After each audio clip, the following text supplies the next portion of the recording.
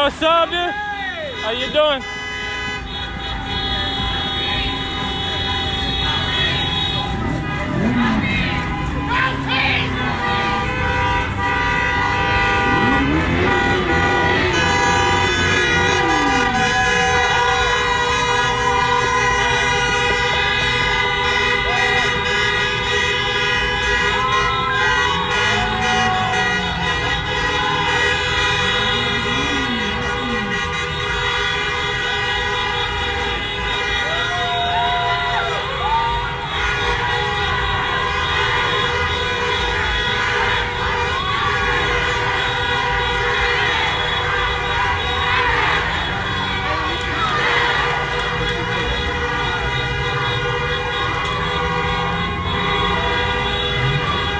Hey guys!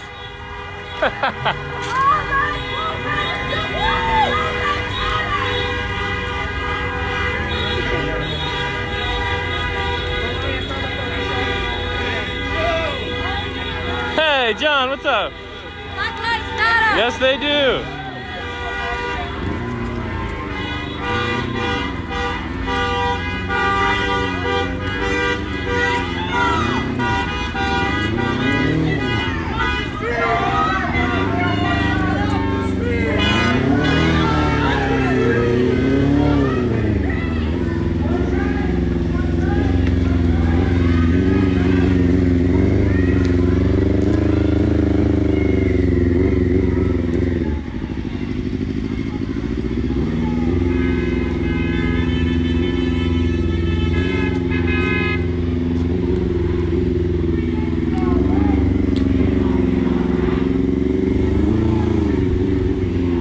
Everybody, Political Payne here, responding right out my front door, my back door basically, is a Black Lives Matter protest here in Santa Maria, California.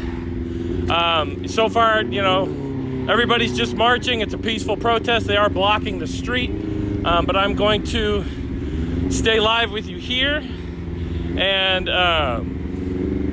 maybe try to talk to somebody.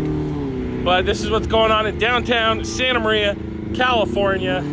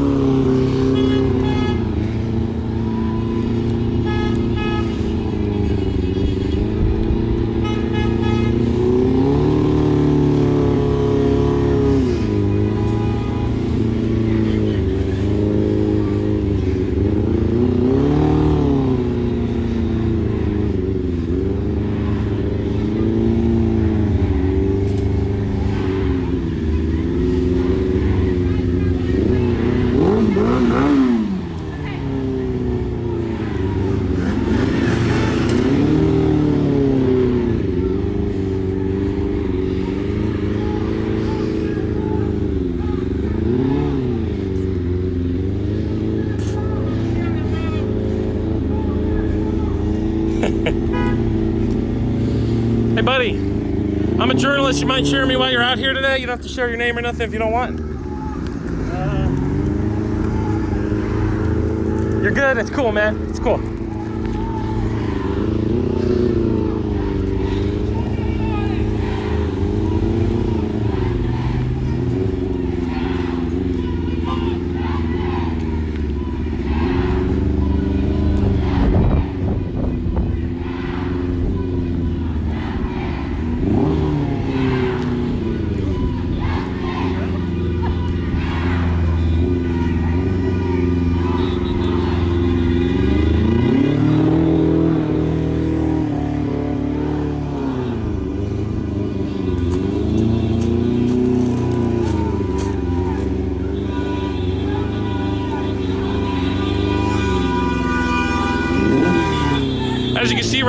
We're just in front of Santa Maria High School, the historic Santa Maria Inn, downtown Santa Maria. I'm gonna try to talk to some people.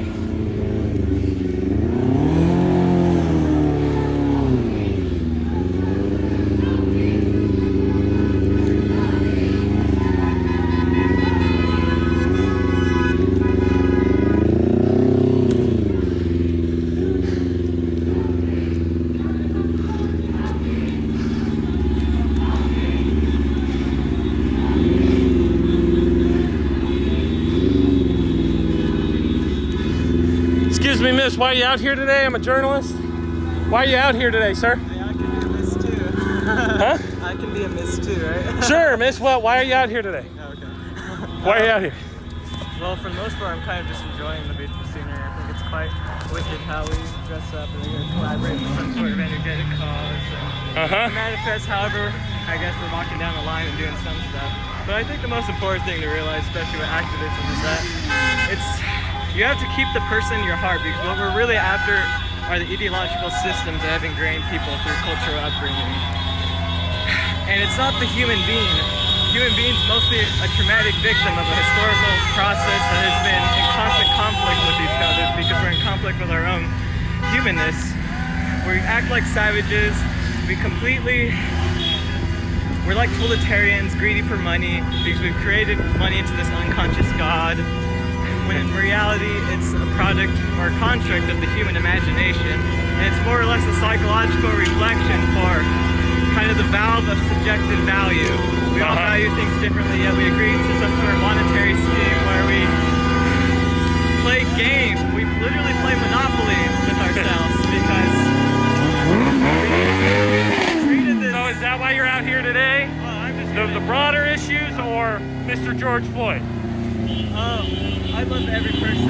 George Floyd was a horrible victim, but I think there's something to do with love. I think love's some sort of higher force.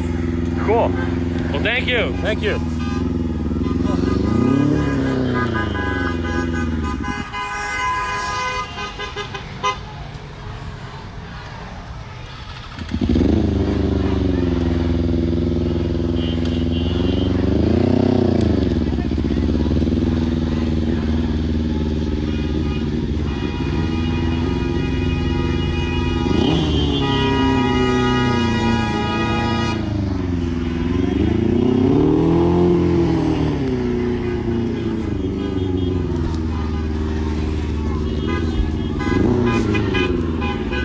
So for anybody who doesn't know, Broadway is like the main thoroughfare in Santa Maria, California. You can see people are honking, many in support. It's always hard to tell, always, in situations like these. But, you know, despite the pandemic, a lot of people wearing face masks. You can see folks are out organizing, trying to obviously voice their concern. Here's the sign here.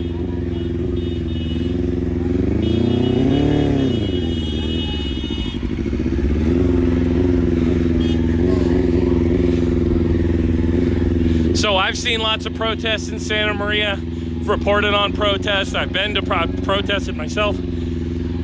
Haven't seen anything quite like this since the walkout day, when Latino students did a walkout. This was years and years ago during the Bush years. So I haven't seen kids crowded in the street like this, or, I mean, it's not just kids out here. I've seen multi-generations of, you know, parents and their kids, you know, some familiar faces for me, from, you know, just knowing, being aware of and reporting on the activist community, kind of the left community here in Santa Maria. So that's what we're seeing here. We're seeing lots of Black Lives Matter signs, a lot of people dressed in black, rainbows, otherwise pink and green, lots of colorful stuff too, but as you can see, it's about, most of it is directly related to the killing of George Floyd.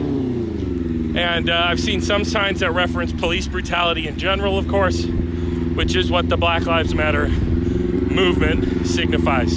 So,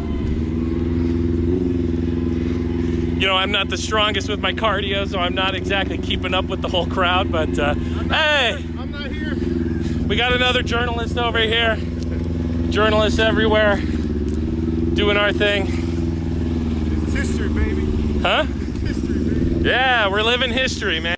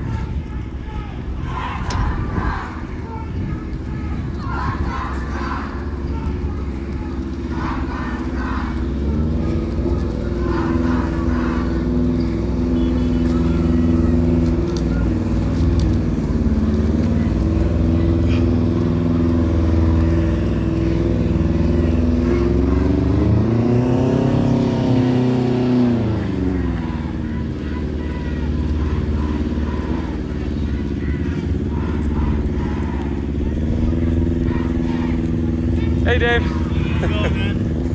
Doing my thing, like we all are. Good to see you. Hey.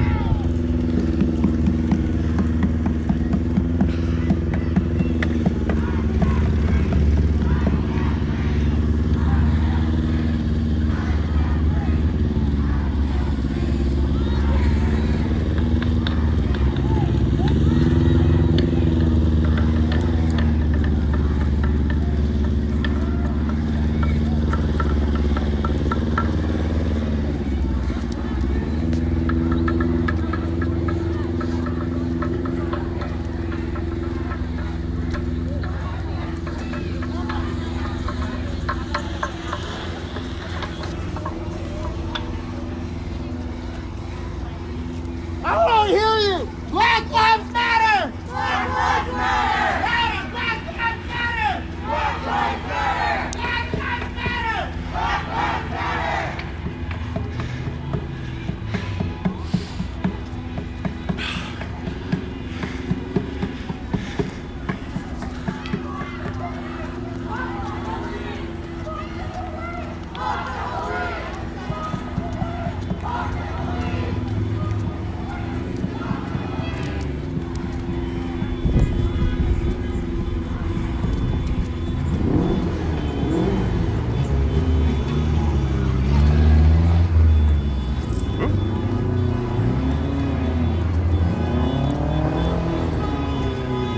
So we're here at the library.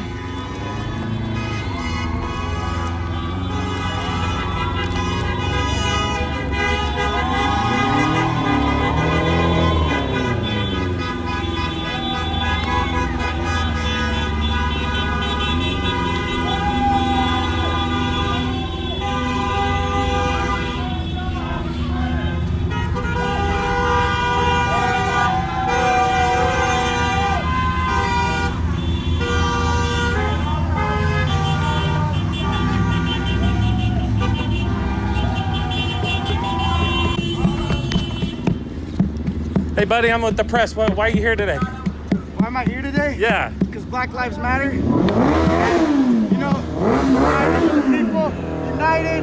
We stand together. Yeah. Why are you here today, sir? I'm here because, well, I grew up in the 60s. Yeah. I just barely missed the 60s. Of course. And, I was too young. Yeah. This is my daughter. Oh, hello. We were sitting out, and one day we were sitting out on our patio. We were talking about it. I was so amazed at the response of the kids Yeah. in Florida. Yeah. How they took the situation into their own hands.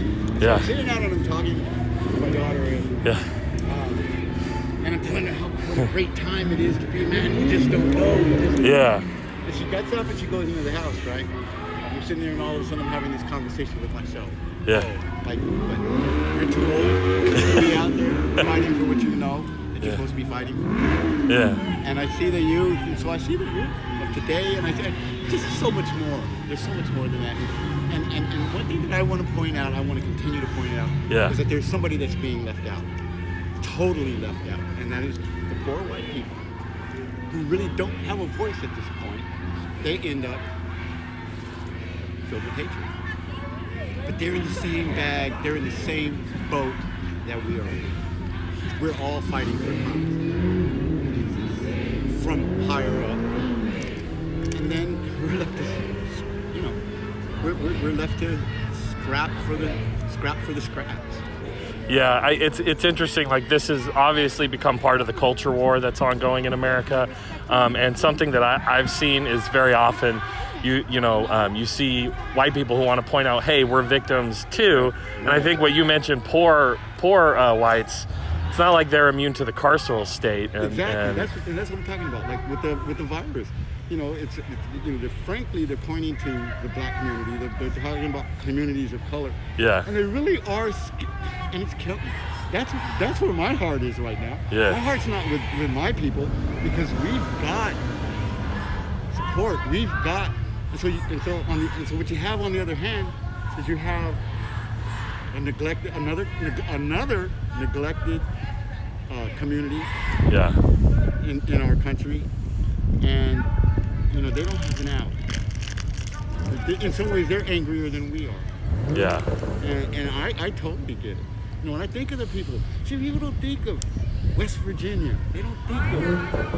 Yeah. They don't think of Kentucky and the problems that are going on there. So that's kind of where my heart is right now. Yeah. Cool. Sorry, I'm just trying to multitask here, but so that's why you came out today, was just to be a part of it. And well, I've been a part of it. You've been a part. I've been a part of it from the.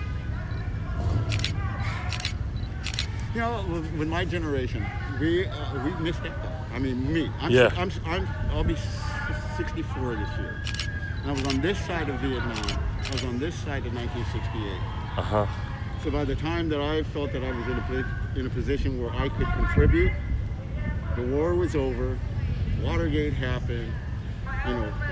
Black leaders have now died. This Black Panther Party's been disembodied, basically. Yeah. And all we were left with is the party. We knew how to party until the 80s, and when things got really serious, and we lost our way. I think when we lost Kennedy, I think when we lost King, when we lost Malcolm X, we lost the heart and soul of our country. That's what I feel. The violence, that's another thing I think that people don't always remember, is like the massive amount of violence directed towards leadership of the kind of activist class at that time. Are you afraid of some violence happening today, or? Here in Santa Maria? No, I'm not. I'm proud of Santa Maria. From everything that I've seen over the weekend, it doesn't get any better than this. It doesn't. And understand something. Yes. Blacks make up a minuscule percentage of this city. They're not black people that you see out there. This is a good community. We've got problems just like everyone else.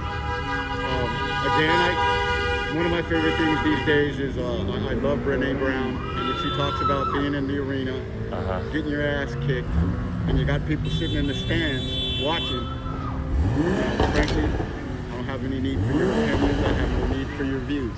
If you're not willing to get down and get into it, get into the fight, get into where it's really dirty. Because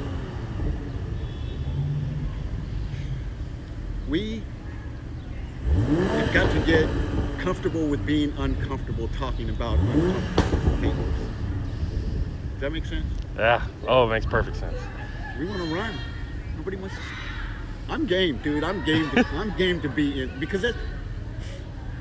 Again, real quick story. This is my putter. Her mom's white. Yeah. I'm black. I'm biracial. Actually, I used to make the joke that They stole my land because I'm a Native American. And then they brought me over here to work the damn thing. So, but she faced it in a way that she didn't expect. Her mom tried to shield her because of how she was. If you don't see us together, you do not see her as a black individual. Yeah. If you see us together, you can see my facial features. Yeah. And I kept telling her, we have to address this because someday it's going to be put smack in her face and she is going to be unprepared. Sure enough, she moves to San Bernardino. She's in a car, right? Some white friends. And the driver of the car is talking about how he likes beating up niggers and chasing them down. And if I ever find one, and my daughter's sitting in the back seat. Yep. They have absolutely no clue. And that was her awakening. That was her first, because she grew up here. I'm out here with her. Fantastic, sir. I'll shake your hand even in a pandemic. Sure. Oh, I'm good, I'm good, man. Honestly, I believe we just need to. There's a part of me that says we need to go on living with sense. All of this, you see all of the protests that have happened over the years. Yeah. Almost every one of these protesters have a motive. Yeah, I see that. These aren't masked to protect their identities. They're masked to protect each other. Exactly. Yeah.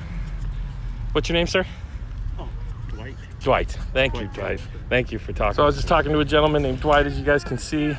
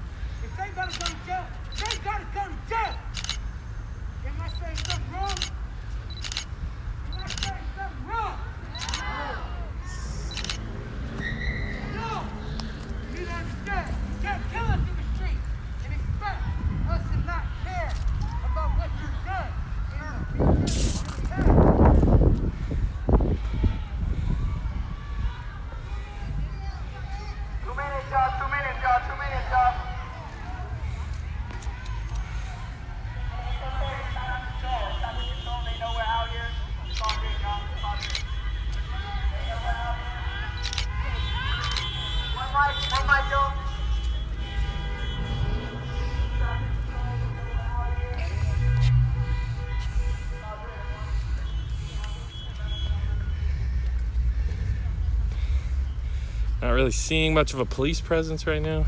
They're on their way. They're on their way? Thank you. Why are you out here today, sir? I don't want to speak to that. Cool, that's cool, man.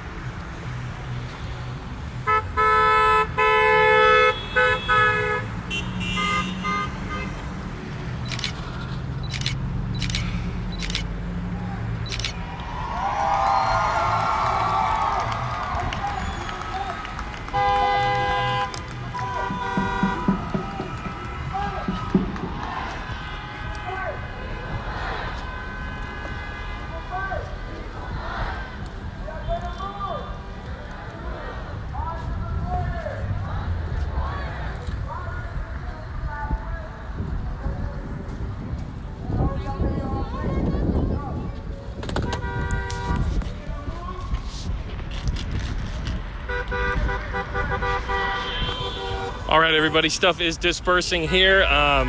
I like literally popped out of the shower and I heard this through my window, so I thought I'd run out, but I am about to run out of battery. So I'll just keep rolling until that happens, so.